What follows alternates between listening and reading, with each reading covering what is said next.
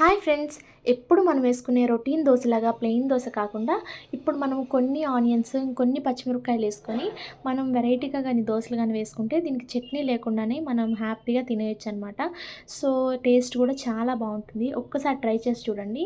ఇలాగా దీంట్లోకి మనం ఎక్స్‌ట్రా ఫ్లేవర్ యాడ్ చేయడానికి కొంచెం జీలకర్ర అయితే వేసుకోవాలండి. సో, జీలకర్ర వేయడం వల్ల మనకి టేస్ట్ అనేది కొంచెం ఇంప్రూవ్ అవుతుంది.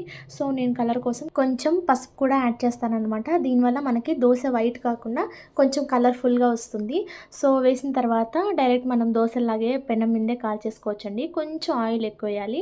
మరీ ఎక్కువ అంటే ఎక్కువ కదండీ.